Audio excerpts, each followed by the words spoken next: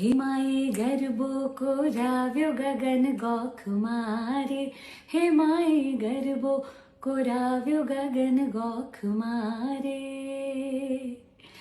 નમસ્તે, જય માતાજી. સુરત, હું છું કિંજલ દવે.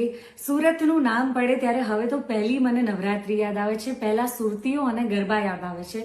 અને હવે એવું છે કે ગરબા કરવા માટે આસો નવરાત્રી સુધી વાટ જોવાય એમ નથી. એટલે સુર સંપદા નવરાત્રીએ એક નવી શરૂઆત કરી છે. ચૈત્રી નવરાત્રીમાં માતાજીની ભક્તિ અને આરાધનાની સાથે આપણે સૌ આ વખતે સુરતીઓ સાથે ગરબા પણ રમીશું.